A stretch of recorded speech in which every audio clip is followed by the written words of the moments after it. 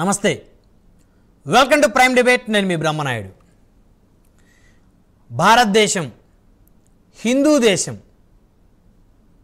హిందూ సాంప్రదాయాలను గౌరవించేటువంటి దేశం. సో అలాంటి భారతదేశంలో హిందువులు తమ దేవాలయాలకు వెళ్ళి తమ దేవుణ్ణి దర్శించుకునేటువంటి క్రమంలో ఎందుకు దేవుణ్ణి దర్శించుకోవటం కోసం వందల రూపాయలు, వేల రూపాయలు డబ్బులు ఇచ్చి మరీ టికెట్లు కొనుక్కోవాల్సిన పరిస్థితి ఏర్పడుతుంది.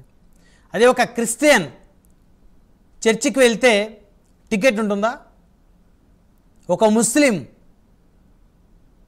దర్గాకి వెళ్తే టికెట్ ఉంటుందా?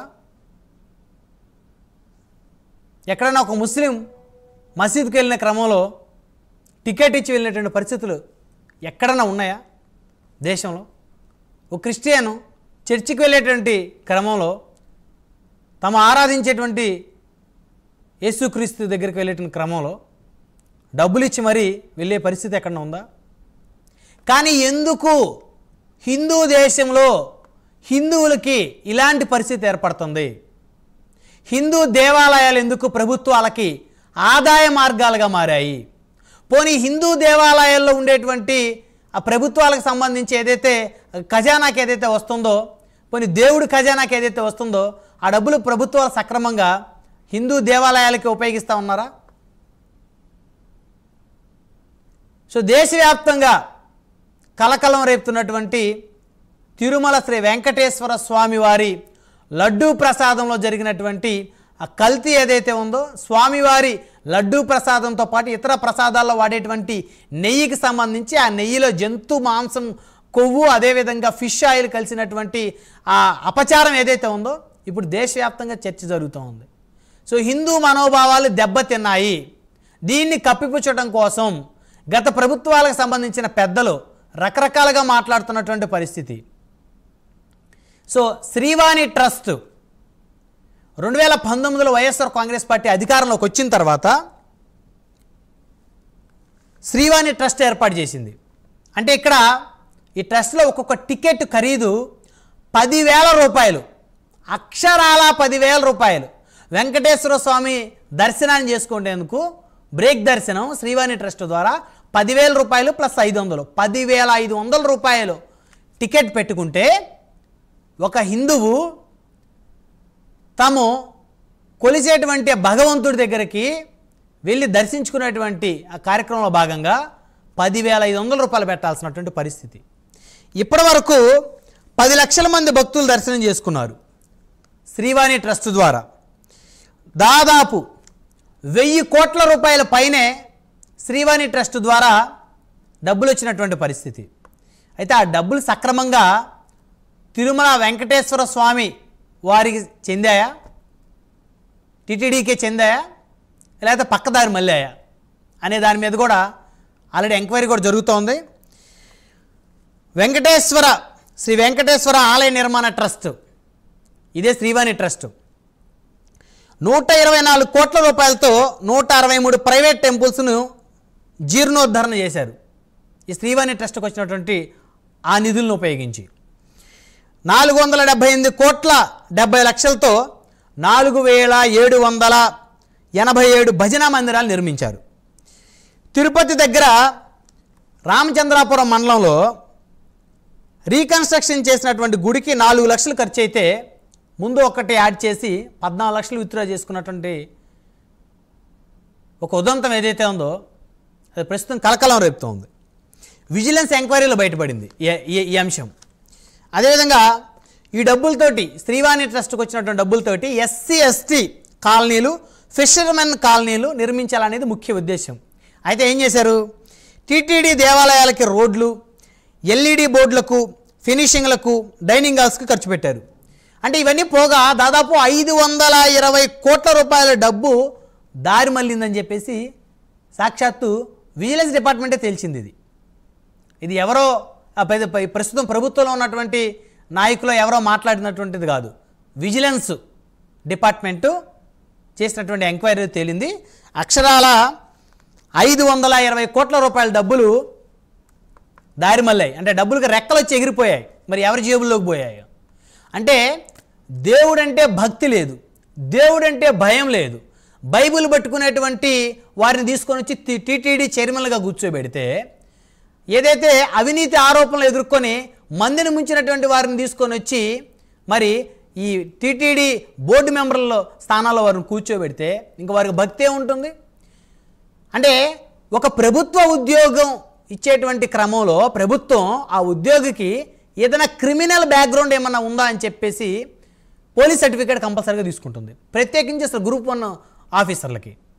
మరి భగవంతుణ్ణి కొలిచేటువంటి శ్రీ వెంకటేశ్వర స్వామి కొలువై ఉన్నటువంటి ఆ తిరుమల పుణ్యక్షేత్రంలో పనిచేసేటువంటి అధికారులకి, అక్కడ నియామకం అయ్యేటువంటి ఏదైతే టీటీడీ ధర్మకర్తల మండలి సభ్యులకి, టీటీడీ చైర్మన్కి వాళ్ళకి ఎలాంటి అవినీతి ఆరోపణలు ఉన్నాయి? మరి గత ప్రభుత్వాల్లో ఎన్ని వందల వేల కోట్ల రూపాయలు అక్రమంగా నొక్కేసిన చరిత్ర ఉంది? వారి మీద ఎలాంటి లైంగిక ఆరోపణల కేసులు నమోదయ్యాయి? వారి మీద ఎలాంటి భూదోపిడీ కేసు నమోదైంది? వారి మీద ఏ విధమైనటువంటి కేసులు నమోదయ్యాయి అనేటువంటి అంశాన్ని ఎందుకు ప్రభుత్వాలు ఎందుకు ఎంక్వైరీ చేయలేకపోతా ఉన్నాయి? అంటే తిరుమల తిరుపతి దేవస్థానంలో ఉన్నటువంటి పదవులు ఒక గుర్తింపుకి మాత్రమే ఈ పదవులు ఇస్తున్నారనేటువంటి ఒక ఐడెంటిఫికేషన్ కోసం ఈ పదవులు తీసుకుంటున్నారు ప్రస్తుతం. అంటే ఒక ఎమ్మెల్యే భూమన కరుణాకర్ రెడ్డి ఎమ్మెల్యే, ఆయన టీటీడీ చైర్మన్ ఇచ్చారు.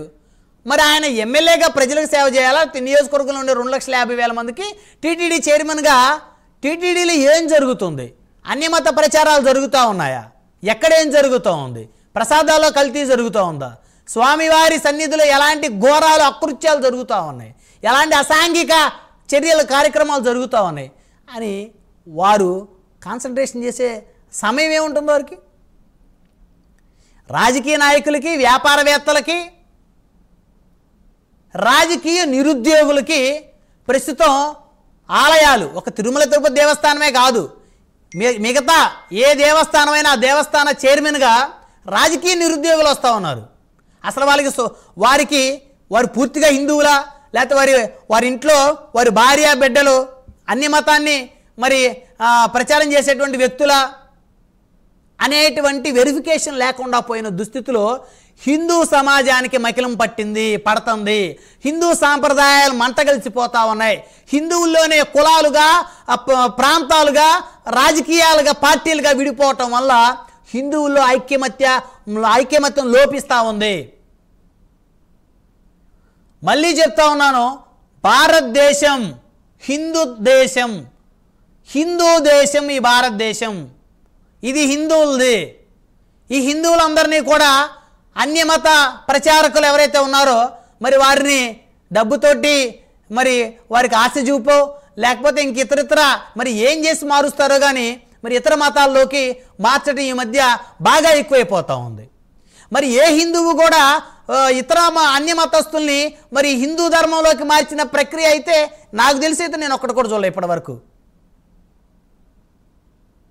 ఏ హిందువు కూడా మిగతా మతస్థుల్ని హిందూ మతంలోకి మార్చిన పరిస్థితి లేదు. మరి మిగతా మతస్థులు ఎవరైతే, అన్య మతస్థులు ఎవరైతే ఉన్నారో మరి వారు ఎందుకు హిందువుల్ని వారి మతంలోకి ఎందుకు మారుస్తూ ఉన్నారు? మరి హిందువులు ఎందుకు మారిపోతూ ఉన్నారు? అసలు దేవాలయాలంటే ప్రభుత్వాలకు ఆదాయ మార్గాలుగా ఎందుకు మారిపోతూ ఉన్నాయి? శ్రీవాణి ట్రస్ట్ పేరుతోటి అంటే హిందువు తన ఆరాధించేటువంటి తన భగవంతుడి దగ్గరికి వెళ్ళి నమస్కారం చేసుకోవడానికి 10,000 రూపాయలు కట్టాలా? ఇంత దుర్మార్గమా? ఇంత దారుణమా? దీని మీద ఎవరు ప్రశ్నించే పరిస్థితే లేకుండా పోతా ఉంది.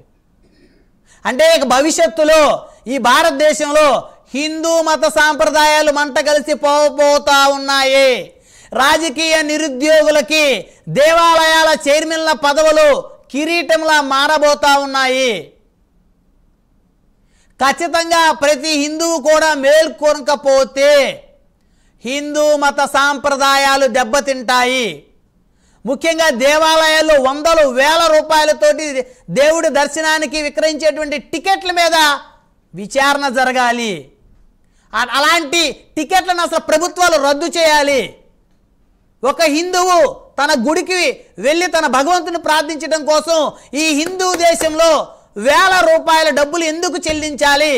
ఒక క్రిస్టియన్ చెల్లిస్తున్నాడా చర్చికి వెళ్ళడానికి? ఒక ముస్లిం డబ్బులు చెల్లిస్తా ఉన్నాడా మసీద్కి వెళ్ళడానికి? హిందూ దేశంలో హిందువులు ఎందుకు చెల్లించాలి అనే విప్లవం రావాలి, విప్లవం పుట్టాలి. విప్లవం పుట్టినప్పుడే ప్రభుత్వాలు లొంగుతాయి. హిందూ దేవాలయాన్ని ఆదాయ మార్గాలుగా చూడటం మానుకున్నప్పుడే సనాతన ధర్మం ముందుకెళ్తుంది, దేశంలో ధర్మం న్యాయం బ్రతుకుతుంది. ఈ అంశాలు మొత్తం చర్చిద్దాం. ఇదే వాళ్ళ ప్రైమ్ డిబేట్. ఈ ప్రైమ్ డిబేట్లో మనతో పాల్గొనడం కోసం ముందుగా మా అసోసియేట్ ఎడిటర్ రాజు ఉన్నారు, రాజుతో మాట్లాడదాం. Raju, good evening.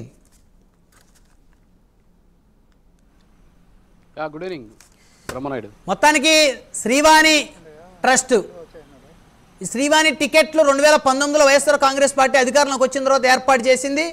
సో 10,000 రూపాయలకి ఒక టికెట్ని విక్రయించడం అనేది అసలు ఎంత దుర్మార్గం, ఎంత దారుణం. ఈ డబ్బులు ఎక్కడికి పోయాయి? వేల కోట్ల రూపాయలు ఈ విధంగా మరి అధికారికంగానే, మరి ఇంకా అనాధికారికంగా మరి ఎన్ని శ్రీవాణి టికెట్లు దర్శనాలు అమ్మారో, మరి ఎన్ఆర్ఐలకో లేదా పక్క రాష్ట్రంలో ఉన్నటువంటి వ్యాపారవేత్తలకో ఎన్ని అమ్ముకున్నారో తెలియదు. దేవుణ్ణి అమ్మేశారు ఫైనల్గా చెప్పాలంటే. ఎట్లా రాజు ఇది ఇది ఇది ఇంకా ఇలాంటి ఈ దుర్మార్గం ఎన్నాళ్ళు? హిందూ దేశంలో హిందువులు తమ దేవుడిని కొలుసుకోవటం కోసం, తన దేవుడికి హిందూ ఒక దండం పెట్టడం కోసం, దర్శనం చేసుకోవడం కోసం వేలకు వేలు చెల్లించిపోవాలా?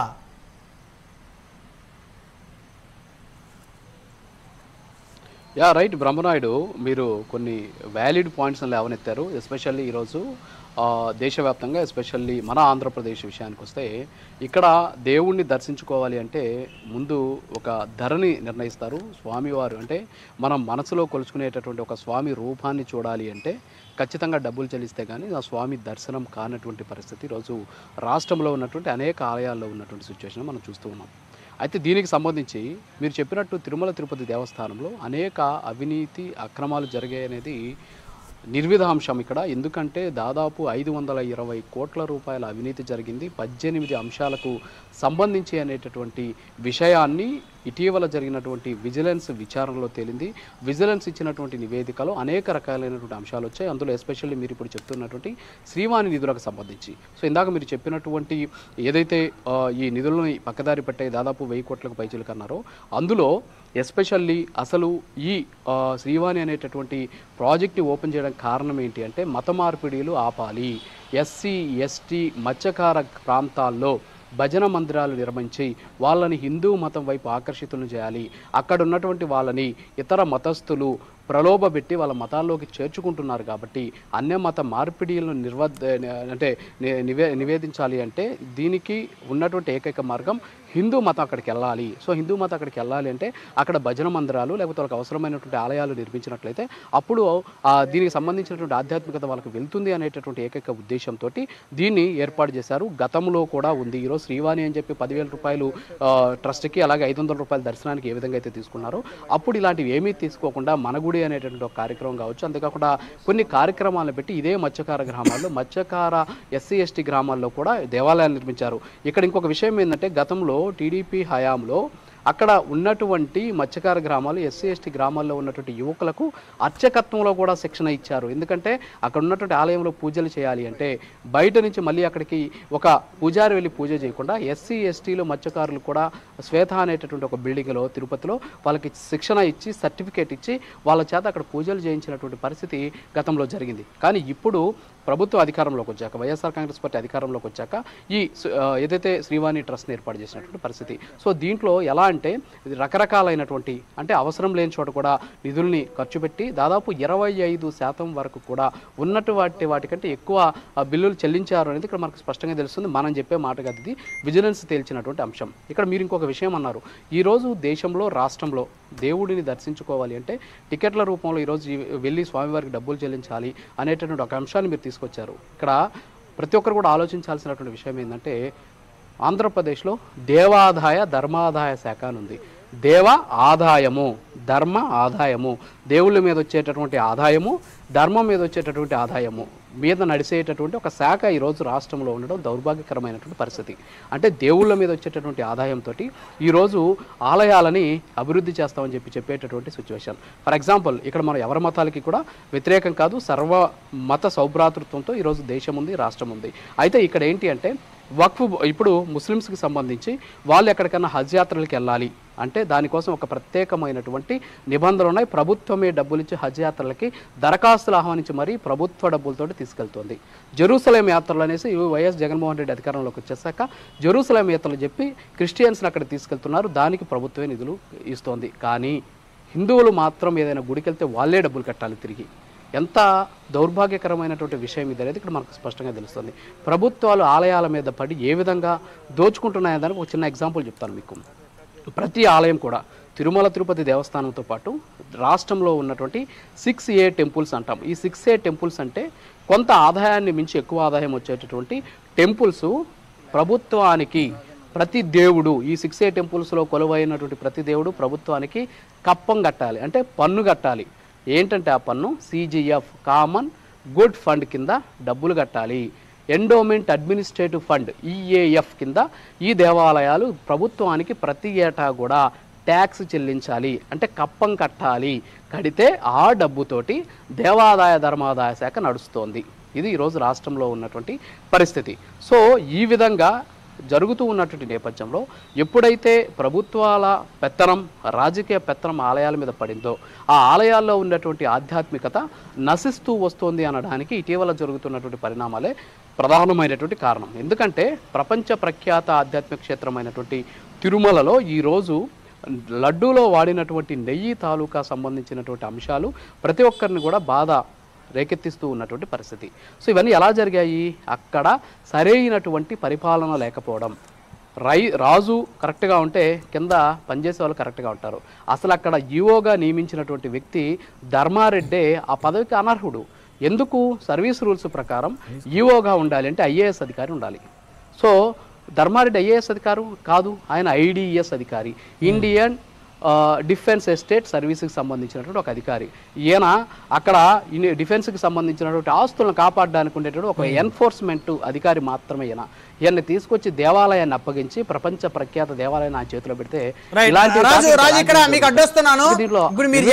మీరు చెప్పిన పర్సన్ ధర్మారెడ్డి గారు, ఆయనకి కొంతమంది వినతి పత్రం ఇచ్చేటువంటి క్రమంలో తిరుపతిలో ఎలాంటి ఆచారంతో దుస్తులు ధరిస్తారో ఆ ఆచారాన్ని మంట కలుపుతూ ఆయన ఒక లుంగి గల్ల లుంగి ఒక టీషర్ట్ వేసుకున్న ఫోటో ఏదైతే ఉందో అప్పట్లో సంచలనంగా మారింది. ఆ ఫోటో అందరి దగ్గర కూడా ఉంది. అయినా కూడా ప్రభుత్వాలు ఖాతరు చేయని పరిస్థితి. ఇక్కడ ప్రధానంగా ఇంకొక అంశం ప్రజలకు తెలియాల్సిన అవసరం ఉంది రాజు. తిరుపతిలో PROలు ఎమ్మెల్యేలు PROలు ఉన్నారు పెద్ద ఎత్తున. వారి పరిస్థితి ఎలా ఉంది? సో వారి దందా ఏమైనా నడుస్తూ ఉందా తిరుపతిలో? మెంబర్లు ఎవరైతే పాలక మండలి ఏదైతే ఉందో, ధర్మకర్తల మండలి ఏదైతే ఉందో, ఈ TTD బోర్డు మెంబర్లు, సో వారికి ఏదైనా ముడుపులు అందే పరిస్థితి ఉందా? ఎందుకంటే ఈ శ్రీవాణి టికెట్లు ఇన్ని వేల రూపాయలు పెట్టి ప్రభుత్వాలు ఈ విధంగా చేస్తున్నా వారు కూడా నోరు మెదిపిన పరిస్థితి లేకుండా పోయింది. ఖచ్చితంగా ఇప్పుడు మీరు ధర్మారెడ్డి గురించి మాట్లాడే బ్రహ్మనాయుడు గారు, ఇప్పుడు ధర్మారెడ్డి విషయాన్ని పక్కన పెడితే ధర్మారెడ్డి ఏం చేశాడు అనేది దేవదేవుడికి తెలుసు. అన్నీ కూడా బయటకు వస్తాయి. ఆయనకు ఆల్రెడీ స్వామివారు వేయాల్సినటువంటి శిక్ష వేశాడు. సో ఇంకా కూడా చేసినటువంటి పాపాలకు పరిహారం చెల్లించుకోవాల్సినటువంటి అవసరం ఆయనకి ఉంది. సో ఆయన పక్కన పెట్టేద్దాం. ఇందాక మీరు అడిగినట్టు ఎమ్మెల్యేలు ఎస్పెషల్లీ ధర్మకర్తల మండలి సభ్యుల విషయానికి వస్తే, గతంలో పనిచేసిన వాళ్ళ విషయానికి వస్తే, ఇక్కడ ఏంటంటే వాళ్ళకి సంబంధించి టికెట్లు ఎవరు అమ్ముకోరు. ఇక్కడ అందరూ కూడా పొరపాటు పడుతున్నారు. టికెట్లు ఎవరు అమ్ముకోరు, వాళ్ళ పదవిని అమ్మేస్తారు. ఫర్ ఎగ్జాంపుల్ నేను తిరుమల తిరుపతి దేవస్థానం ధర్మకర్తల మండలి సభ్యునైతే నేనేం చేస్తానంటే ప్రతిరోజు వచ్చేటటువంటి నా కోటాకి సంబంధించినటువంటి టికెట్లు గుంపకత్తగా, అంటే నెలకి నాకు 10 లక్షలు లేదు నెలకు నాకు 50 లక్షలు ఇచ్చేస్తే నీ ఇష్టం వచ్చినట్టు టికెట్లు పెట్టుకోవచ్చు. అలాగే నేను అమ్ముకుంటా, అంటే నా పదవిని అమ్మేస్తాను. నా సంతకాలు పెట్టి మీరు ఒక లెటర్ హెడ్ నాకు తెచ్చిస్తే, మీరు నాకు డబ్బులు తెచ్చిచ్చేస్తే నేను సంతకాలు పెట్టి మీకు ఇచ్చేస్తాను. మీ ఇష్టం వచ్చినట్టు రోజుకి లెటర్లు పెట్టుకోవచ్చు. ఎమ్మెల్యేల పరిస్థితి అదే. మీరు ఇందాక PROలు అన్నారు. సో ఇప్పటివరకు ఎవరు కూడా బయట పెట్టేటువంటి అంశం ఇది. ఏంటంటే ఈ PROలు ఎవరైతే ఉన్నారో వీళ్ళు వాళ్ళ దగ్గర పనిచేయరండి. ఎవరైతే ఎమ్మెల్యేలు ఎంపీలు ఉన్నారో ఎంపీలని కొనుక్కుంటారు, వాళ్ళ పదవిని కొనుక్కుంటారు, వాళ్ళ సంతకాన్ని కొనుక్కుంటారు. కొనుక్కొని వాళ్ళకి ఇచ్చేటటువంటి టికెట్లు ఏవైతున్నాయో వీటికి గంప గుత్తగా నెలకి ఇంత రేటు కట్టి ముందుగా వాళ్ళకి అడ్వాన్స్ పేమెంట్లు ఇచ్చి వాళ్ళ దగ్గర నుంచి లెటర్లు తీసుకొని సంతకాలు పెట్టి వీళ్ళే టికెట్ల వ్యాపారం చేసుకుంటారు. పాపం వాళ్ళకి తెలియదు, పాపం ఎమ్మెల్యేలకి ఏం తెలియదు. వాళ్ళు నెల తిరిగేసరికి డబ్బులు తీసుకుంటారు తప్ప ఎన్ని టికెట్లు పెట్టారు ఏంటనేది తెలియదు. గతంలో మనం చూసాం పెద్దిరెడ్డి రామచంద్రారెడ్డి పేరు మీద ఒక A4 షీట్లో ఖాళీ కూడా లేకుండా, అంటే కింద సంతకం పెట్టిన ఖాళీ కూడా లేకుండా ఎన్ని పేర్లు పడితే అన్ని పేర్లతోటి లెటర్ బయటపడింది చూసాం. అలాగే చెవిరెడ్డి భాస్కర్ రెడ్డికి సంబంధించిన లెటర్ చూసాం. అలాగే మంత్రి రోజాకి సంబంధించినటువంటి లెటర్ చూసాం, మాజీ మంత్రి. సో ఇలాంటి పరిస్థితులు ఉన్నాయి ఇక్కడ. అంటే స్వామి వారిని ఇందాక మీరు చెప్పినట్లు అంగట్లో సరుగ్గా మార్చేశారు. ఇది ఒక ఎత్తు అయితే ఇంకొంతమంది ఉన్నారు, వీళ్ళు ఏంటంటే లాబీయిస్టులు అనమాట. స్వామివారి దర్శనం దగ్గరుండి ఇలా తీసుకెళ్లి స్వామివారిని దర్శనం చేపిస్తారు, ఢిల్లీలో సెటిల్మెంట్లు చేసుకుంటారు. స్వామివారికి దగ్గరికి తీసుకెళ్లి దర్శనం చేపిస్తారు, ముంబైలో సెటిల్మెంట్ చేసుకుంటారు. ఇలాంటివన్నీ కూడా ఇక్కడ జరుగుతున్నటువంటి విషయాలు. ఒక స్వామి నిలబడి డబ్బులు సంపాదిస్తూ ఉంటే కష్టపడి టీటీడీ కూర్చొని విలాసాలకి పాల్పడుతూ ఇక్కడ డబ్బులు ఖర్చు చేస్తుంది. ఇది నానుడి ఇక్కడ. సో ఇలాంటి పరిస్థితులు దాపురించినటువంటి తిరుమల తిరుపతి దేవస్థానంలో అసలు గత 5 ఏళ్లలో జరిగినటువంటి అవినీతి అక్రమాలు పక్కన పెడితే అరాచకాలు ఏ స్థాయిలో ఉన్నాయనే దానికి గొప్ప ఉదాహరణ. దర్శనం కల్పించండి చెప్పేసి భక్తులు వెళ్ళి టీటీడీ ఈఓ బిల్డింగ్ దగ్గర తమ ఆవేదనని గోవిందరామరూపాలతోటి ఆవేదన వెలగెక్కితే వాళ్ళ మీద కేసులు పెట్టారు. భక్తుల మీద కేసులు పెట్టినటువంటి ఏకైక ప్రభుత్వం ఏదైతే ఉందంటే అది వైఎస్ఆర్ కాంగ్రెస్ పార్టీ అధికారంలో ఉన్న సందర్భంలో జరిగినటువంటి సంఘటన ఇది. అంతేకాకుండా అప్పట్లో ఏదైతే భక్తులకి సంబంధించి అనేక కేసులు కూడా పెట్టినటువంటి పరిస్థితి. సోషల్ మీడియాలో అక్కడ జరుగుతున్నటువంటి ఫుడ్ బాగలేదు అని చెప్పి పెట్టిన పాపానికి వాళ్ళని తీసుకెళ్ళి అరెస్ట్ చేసి తీసుకొచ్చి లాక్కెళ్ళి లోపలేసినటువంటి పరిస్థితి. ఇవన్నీ చూసాం. ఇంత అరాచకాలతోటి కట్టడి చేసి అక్కడ జరిగినటువంటి అవినీతి అక్రమాలను వెలికి తీసేటువంటి క్రమంలో ప్రైమ్ న్యూస్ ప్రతినిధులు ఏ విధంగా ఇబ్బంది పెట్టారో కూడా మీరు చూస్తారు. ఇదే విధంగా లైవ్లో ఉంటే పోలీసులు వచ్చి బలవంతంగా ఎలా అరెస్ట్ చేశారో కూడా మీరు చూస్తారు. సో ఈ విధంగా తిరుమల శ్రీవారి ఉన్నటువంటి పలుకుబడిని అడ్డం పెట్టుకొని వీళ్ళు చేసినటువంటి అరాచకాలన్నిటికీ కూడా ఈరోజు ప్రాయశ్చిత్తం చేసుకోవాల్సినటువంటి సమయం ఆసనమైంది. ఈరోజు వాళ్ళు ఖచ్చితంగా దీని మీద మూల్యం చెల్లించుకోవాల్సినటువంటి సమయం అయితే ఆసనమైంది అనేది ఇక్కడ మనకు స్పష్టంగా తెలుస్తుంది. ఇంకొక విషయం ఏంటంటే మీరు ఇందాక అన్నట్టు ఈ దేవాదాయ ధర్మాదాయ శాఖ ఫస్ట్ ఆఫ్ ఆల్ మళ్ళీ దాన్నే మనం ఇనిషియేట్ తీసుకుంటాం. నేను ఏదైతే పాలక మండలి ధర్మకర్తల మండలి అని చెప్పేసి ప్రైమ్ న్యూస్ ఒక ఇనిషియేట్ తీసుకుని ఆ పేరుని బయట జనబాహుల్యంలోకి తీసుకెళ్లాలనుకున్నామో ఇప్పుడు దేవాదాయ ధర్మాదాయ శాఖ పేరును కూడా మార్చాలి. ఎందుకంటే దేవుళ్ళతోటి ఆదాయం రావడం కాదు, ధర్మం వల్ల ఆదాయం రావడం కాదు, దీన్ని కూడా పేరు మార్చాల్సినటువంటి పరిస్థితి. ఇది ఆలయ పరిరక్షణ శాఖగా మార్చుకుంటే బాగుంటుంది అనేటటువంటి అంశాన్ని ఖచ్చితంగా మన ప్యానెల్లో ఉన్నటువంటి స్వామీజీల నిర్ణయం, వాళ్ళ ఆలోచన మేరకు ఆ విధమైనటువంటి ప్రయత్నం చేస్తే బాగుంటుంది. ఎందుకంటే ఇప్పుడు తమిళనాడులో ఉన్నాయి గుళ్ళు, చాలా వరకు కూడా అక్కడ పొలిటికల్ ప్రమేయం లేనటువంటి వాళ్ళని ఎక్కువగా నియమిస్తుంటారు. ఇందాక ఇంకొక మాట అన్నారు మీరు, ఒక చిన్న ఉద్యోగానికి వెళ్ళాలన్నా సరే కంపల్సరీ వాళ్ళు పోలీస్ దగ్గర నుంచి క్లియరెన్స్ సర్టిఫికేటు, కాండక్ట్ అనేటటువంటి ఒక సర్టిఫికేటు, నో అబ్జెక్షన్ సర్టిఫికేట్ తీసుకురావాల్సి ఉంటుంది. కానీ దేవాలయాల్లో ధర్మకర్తల మండలిలో స్వామివారి సేవ చేసి నలుగురికి ఆదర్శప్రాయంగా ఉండాల్సినటువంటి ఈ పోస్టులో నియమించేటటువంటి వాళ్ళు ఎన్ని క్రిమినల్ కేసులుంటే అంత ఎక్కువ ప్రాధాన్యత, మీ మీద ఎన్ని కేసులు ఎక్కువ ఉంటే అన్ని సబ్ కమిటీస్లో, అంటే ఇప్పుడు టీటీడీ ఉంది, పర్చేజ్ కమిటీ ఒకటి, ఇంజనీరింగ్ కమిటీ ఒకటి, ఈ విధమైనటువంటి కమిటీలో మీకు ఎక్కువ అవకాశం ఉంటుంది. అంటే మీ మీద అన్ని కేసులు ఉండాలన్నమాట. అంటే గతంలో జరిగినటువంటి పరిస్థితులు నేను చెప్తున్నాను. అసలు ఎవరికి క్వాలిఫికేషన్ ఉండాలి, ఎవరికి ఇక్కడ ఉన్నటువంటి ఏదైతే ఏ విధమైనటువంటి నిర్ణయాలు ఉండాలి అనేటటువంటి మాన్యువల్స్ని మర్చిపోయి చాలా రోజులైంది. తిరుమల తిరుపతి దేవస్థానానికి సంబంధించినటువంటి అనేక రకాలైనటువంటి కొన్ని మాన్యువల్స్ని ఇక్కడ ఫాలో అవ్వాలి. ఎస్పెషల్లీ ఆ హిందూ రిలీజియస్ యాక్ట్ ఒకటి ఉంది, ఆ యాక్ట్ని ఫాలో అవ్వాలి. అలాగే టీటీడీ సర్వీస్ రూల్స్ని ఫాలో అవ్వాలి. ఏమీ లేదు. ఇందాక మీరు అన్నారు ధర్మారెడ్డి అనేటువంటి ఒక వ్యక్తి గల్లాలుంగి టీషర్ట్ వేసుకొని తీసుకున్న పరిస్థితి. మీరు అన్న అది చూశారు కాబట్టి బయటకు ఆ ఫోటో వచ్చింది కాబట్టి మీరు చెప్తున్నారు. ఏ రోజు కూడా ఆయన తిరునామం పెట్టుకున్నటువంటి పరిస్థితి కనిపించలా. తిరుమల శ్రీవారికి ప్రథమ సేవకుడు ఆయన. తిరుమల తిరుపతి దేవస్థానంలో ఈవోగా ఉన్నటువంటి వ్యక్తి స్వామివారికి ప్రథమ సేవకుడు అంటారు. మరి ఈ ప్రథమ సేవకుడు కనీసం తిరునామం కూడా పెట్టుకోనటువంటి పరిస్థితిలో ఉన్నటువంటి వ్యక్తిని ఈరోజు అప్పట్లో ఈవోగా నియమించినటువంటి పరిస్థితి. భగవంతుడి మీద ఎవరైతే చైర్మన్ గా ఉన్న వ్యక్తులు వారికే భయము భక్తి లేకపోతే అందులో పనిచేసే అధికారులు ఇష్టానుసారంగా ఎలా వ్యవహరిస్తారో మరి ఇప్పుడు మన లడ్డు కల్తీ జరిగినటువంటి అంశం ఖచ్చితంగా దానికి నిదర్శనం అవుతూ ఉంది. ఖచ్చితంగా బ్రహ్మనాయుడు. ఎందుకంటే ఒకటి అక్కడ ఉన్నటువంటి ప్రాశస్త్యం ఏంటి, అసలు తిరుమల శ్రీవారు ఎవరు, తిరుమల శ్రీవారికి సంబంధించి ఆలయ నిర్మాణం ఎప్పుడు జరిగింది, స్వామివారికి జరిగే కైంకర్యాలేంటి, స్వామివారికి జరిగే సేవలేంటి, పూజలేంటి, ఆయనకు ఉన్నటువంటి నామాలేంటి, అక్కడ జరిగేటటువంటి కైంకర్యాలేంటి అనేటటువంటి వివరాలు తెలియదు. కనీసం 7 కొండలకి ఎక్కేటటువంటి సందర్భంలో కొండలు కనపడట్లేదు, రోడ్లు కనిపిస్తున్నాయని చెప్పేటటువంటి టీటీడీ అధికారులు ఎన్ని మలుపులు ఉన్నాయో లెక్క పెట్టుకునే టీటీడీకి సంబంధించినటువంటి ధర్మకర్తల మండలి సభ్యులను చూసాం. కానీ ఎన్ని కొండలు ఉన్నాయో ఆ కొండల పేర్లేంటో కూడా తెలియనటువంటి వ్యక్తులను ఈరోజు తిరుమల తిరుపతి దేవస్థానం బోర్డులో వేస్తే వాళ్ళు ఏ విధంగా పనిచేస్తారనే దానికి ఈ నెయ్యి ఉదంతమే కారణం. ఈరోజు నెయ్యిలో ఏముంది ఏంటి అనేది పక్కన పెట్టేస్తే ఈరోజు ప్రక్షాళన జరగాలి.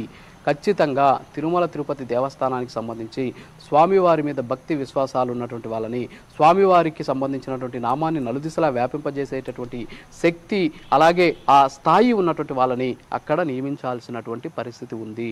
గతంలో అనేక సందర్భాల్లో చూసాం మనం.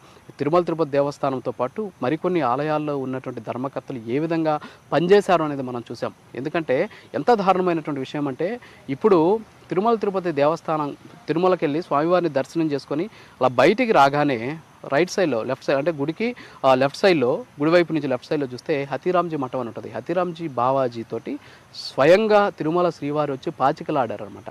మరి అలాంటి హతీరాం బావాజీకి సంబంధించినటువంటి ఒక హతీరాంజీ మఠం ఉంది అక్కడ. సో ఆ మఠానికి మహంతు అని ఉంటారు. ఈ మహంతు మహారాష్ట్ర నుంచి వచ్చినటువంటి హతీరాం బావాజీ శిష్య పరంపరలో నుంచి వస్తారు. ఈ వైసీపీ ప్రభుత్వం ఏం చేసిందంటే, తిరుపతిలో ఉన్నటువంటి విలువైన హతీరాంజీ భూములు, అలాగే మహారాష్ట్రలో ఉన్నటువంటి విలువైన హతీరాంజీ భూములను కొట్టేసేందుకు ఈ మహంతు అడ్డం వస్తున్నాడని చెప్పేసి ఆయన్ని ఆ పదవి నుంచి తీసేసి తరిమేశారు. ఎక్కడున్నాడో కూడా తెలియదు. అంటే ఒక మఠాధిపతి, పరంపరగా వస్తున్నాడు మఠాధిపతి, లేనిపోయిన అలిగేషన్స్ పెట్టి ఆయన తప్పు చేశాడా ఒప్పు చేశాడా పక్కన పెడితే ఆయన తరిమేసినటువంటి సిచ్యువేషన్ మనం చూసాం. సో ఇవన్నీ కూడా వరుసగా జరుగుతున్నటువంటి విషయాలు. దీని మీద కూలంకషంగా చర్చ జరగాలి. ఈ చర్చ ప్రతి ఒక్కరిలో కూడా నానాల్సినటువంటి అవసరం ఉంది. Right, thank you Raju. Right, ఇదే అంశంతో మనతో మాట్లాడటం కోసం